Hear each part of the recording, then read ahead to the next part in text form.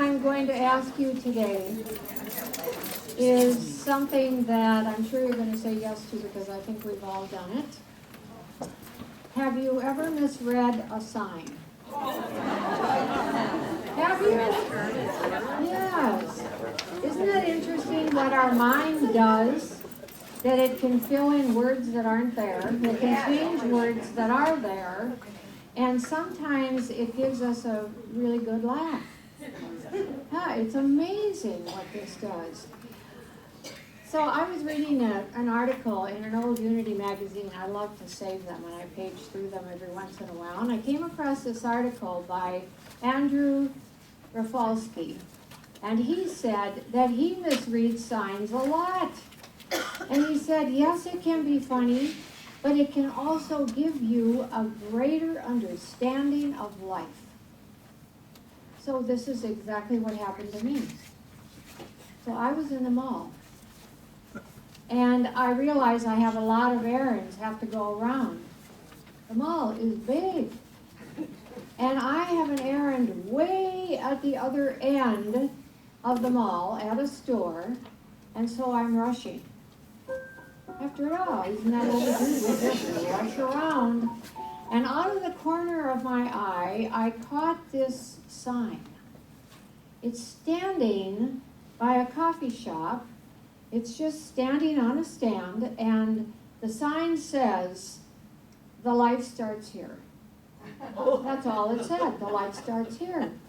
And I thought, that's odd. That's a very odd commentary, because I see no connection with the coffee shop and that sign that says the life starts here.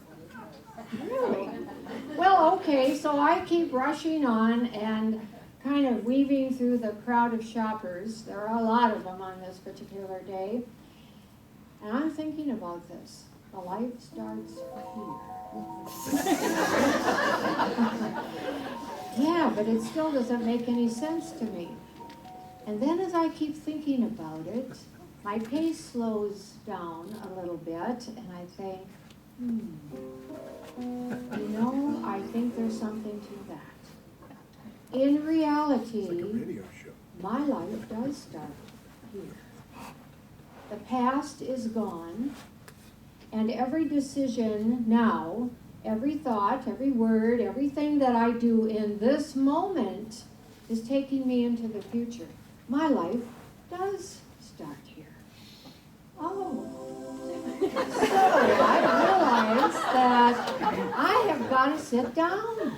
I've got to think about this some more. So I find a bench, I sit down, I close my eyes, and I see the sign, the life starts here. And I think to myself, okay, that is true for me right now. So if my life starts here, then I don't want it to start this way. I don't want it to start in a rush. I don't want it to start in chaos. I had this feeling of tension inside of me, this feeling of overwhelming things to do. You know that feeling. You don't like it. Well, I didn't like it. And I thought, if my life starts here, then I'm going to start it in a calm and peaceful and collected way. Because that's going to take me into my future the same way. So I thought, whoa, this is good. I got up and went to do all the errands, and I found out that once I was calm and collected, I got to do the errands, and I got them all done, and I was still peaceful. So I thought, okay, I'm going to go back and retrace my steps and look at this sign again. This sign that meant so much to me, I'm going to go back and look at it. So I got up to the coffee shop and up to the sign, and I did a double take. Because all the while I had been gone, this sign had transformed itself. It didn't say the life starts here. It says the line starts here.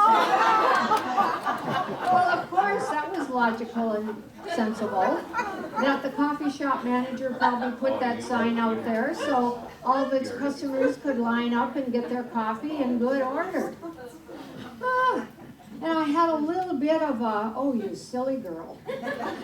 You know, And I began to berate myself. I thought, no, I'm not going to do that. This is not the time to do that. I have just started a new life. I'm not going to do that. So that sign that I misread is the important one to me. It is vividly in my mind. It caused me to have a deeper understanding of my life, and it made me wake up. That's a good sign for all of us. The life starts here. Every day of our lives, we make countless decisions on how we are going to live our lives. Isn't that true? Every day. You couldn't even count all the decisions that you make that are going to take you into your future. We don't realize how important it is that we make good decisions. And we are here to learn to be masters of our thinking. You to be a master of your thinking, and me to be a master of mine. And we have been given dominion to do just that. In the beginning of our Bible, when in that second chapter of Genesis, when it says that God breathed his life into Adam, this Adam man, and he was this human being at that point. And then immediately after that, all the animals were brought to him so that he could name them. He had the God-given power to name. And the Bible says that each creature that was brought to him, he gave it a name, and that was its name. Do you know that you and I have that same power? We have the God-given power to name things. All these creatures that were brought to Adam, these are all the events that life presents us with every day. And we have the power to name them exactly how we want them. Isn't that amazing? What a powerful, marvelous mind we have been given.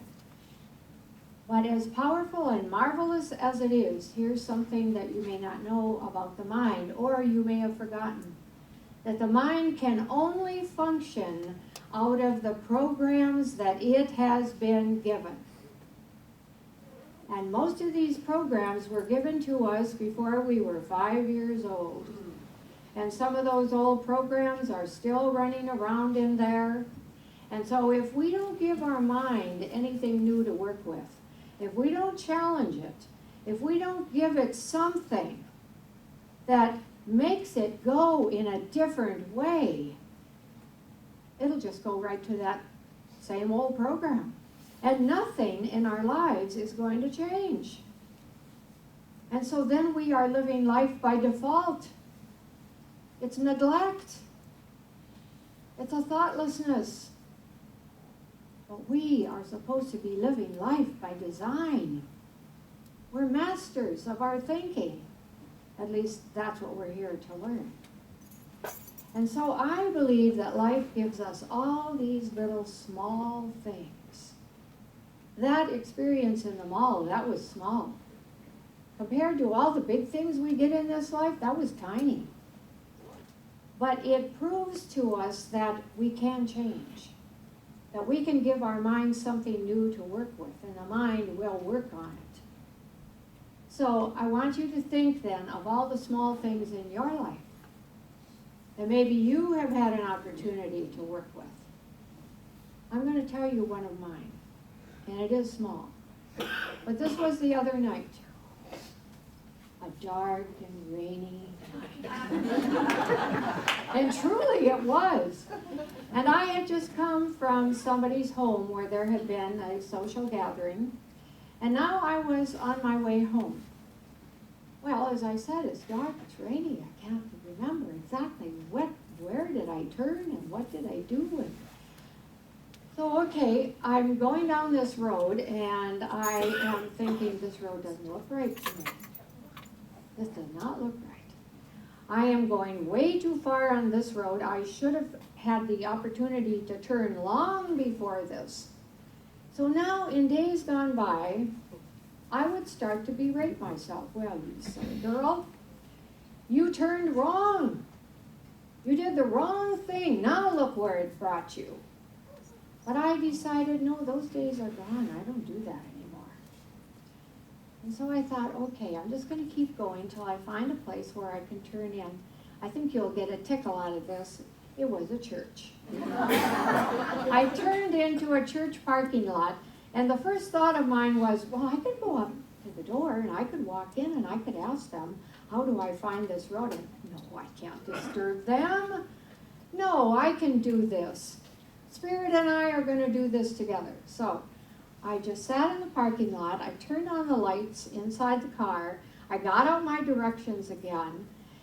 And I peacefully and calmly looked at them, took a deep breath. Oh, I see where I went wrong. All right, I'll go back to that spot and I'll start all over again. I did that. I made the right turn. I was on my way home. Now I ask you, how does it feel when you do not let these little things defeat you? How does that feel? Doesn't that make you feel good to know that you are a winner?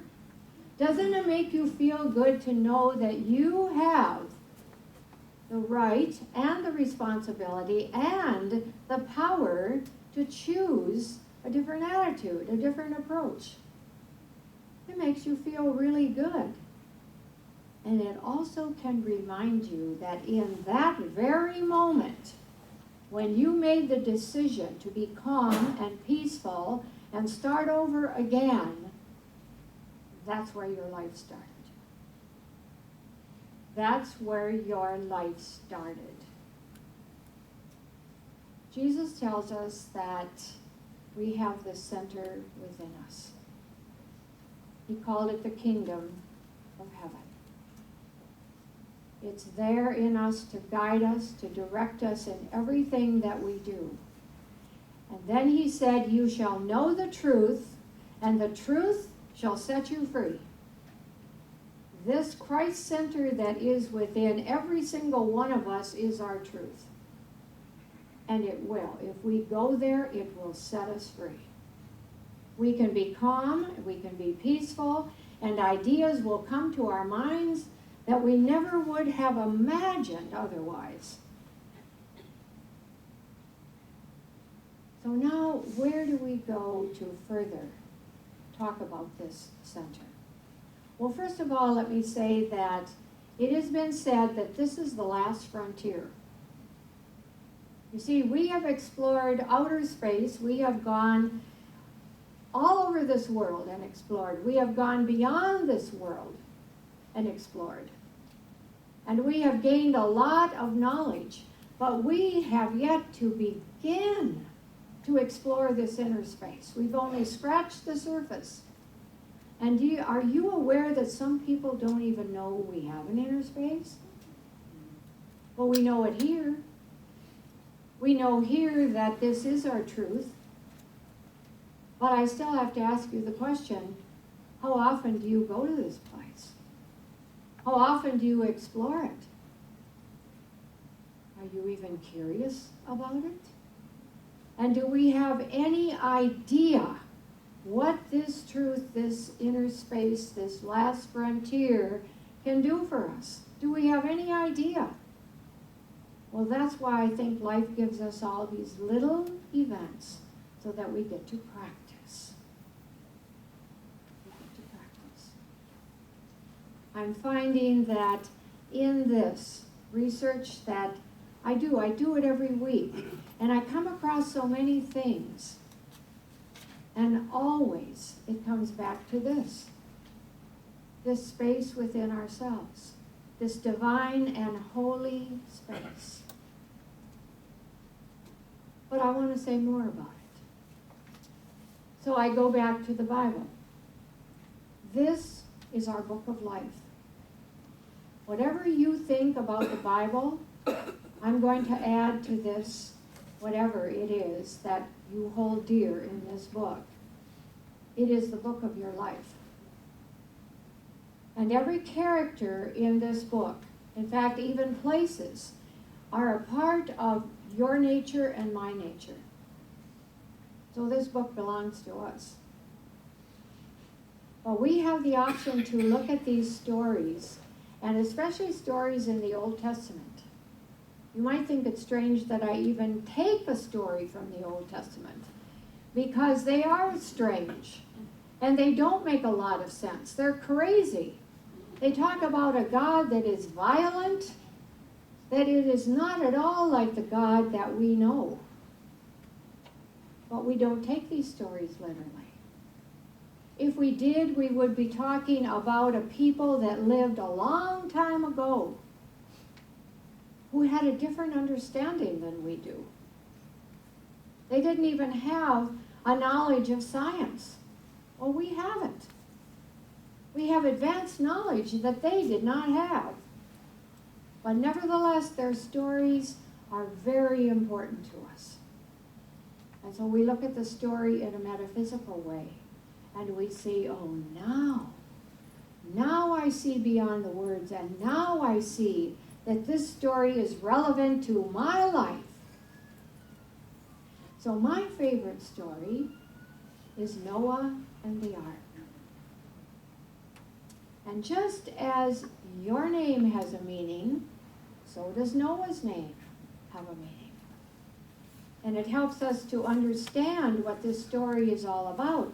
So Noah's name means quiet, peaceful, and equilibrium. There's a part of us, this Noah nature in us. I also have to say something else about this nature, because the Bible says that Noah had found favor with God.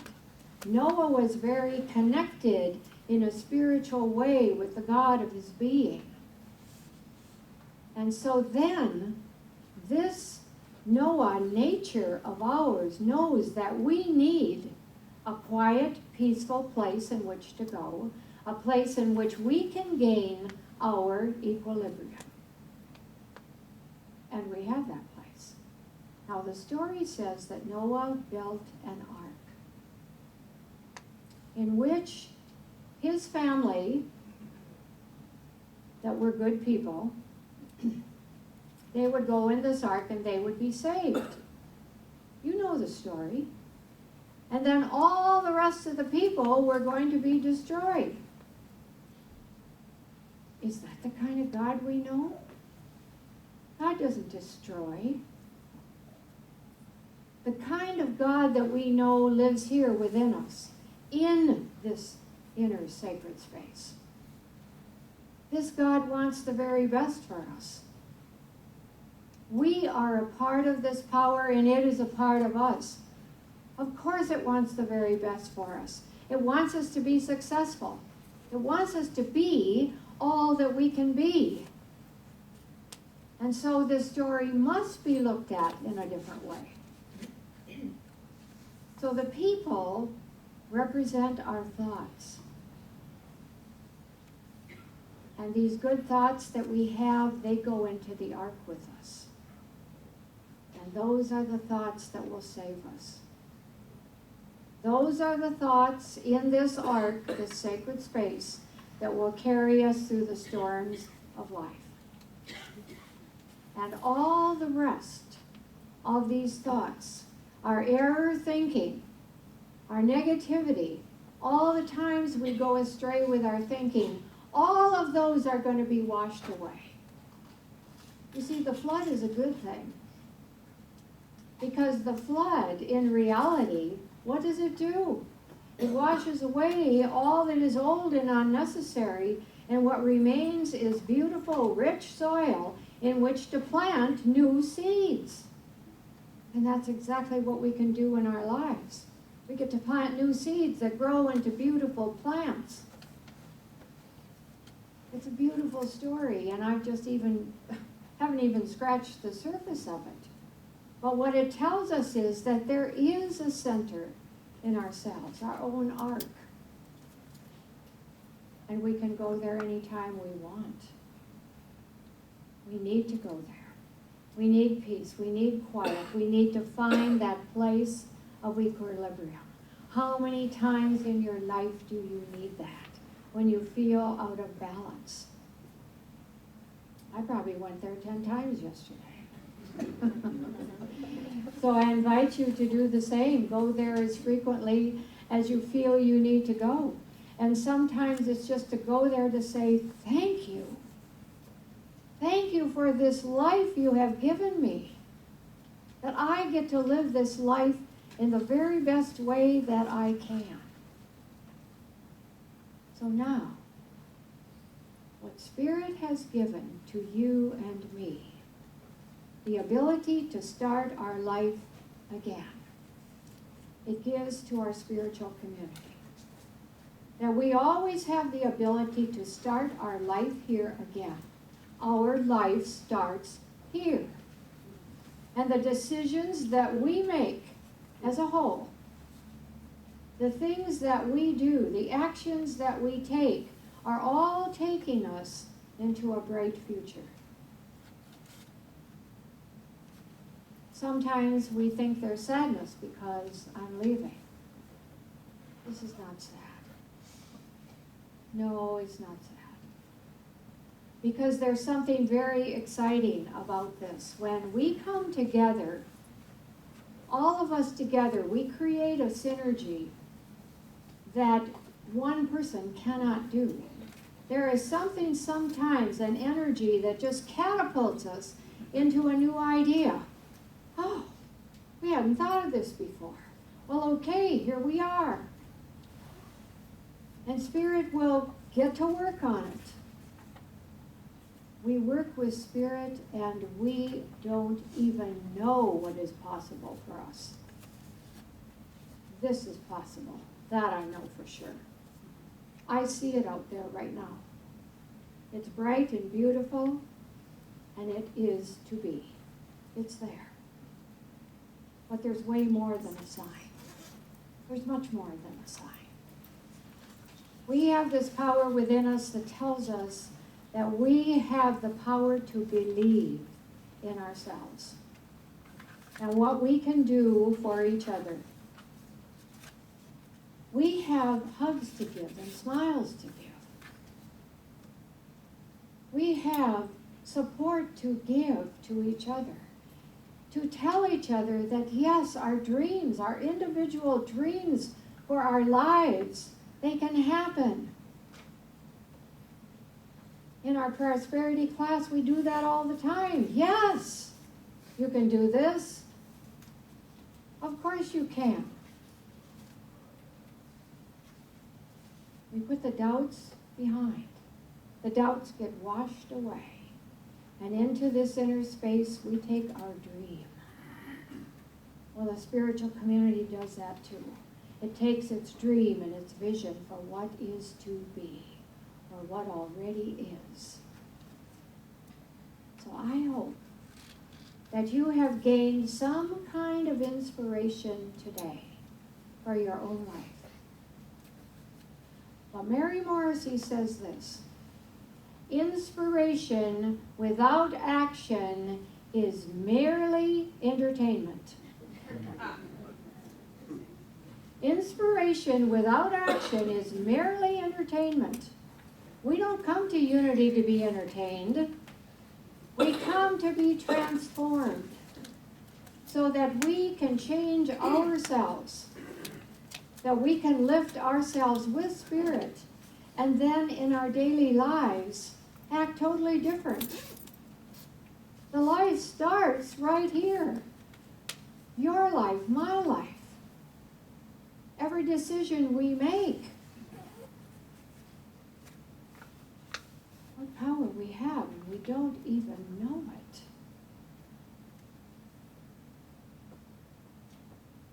Our life starts here. Your life and mine. And that's the way it is this day. Namaste.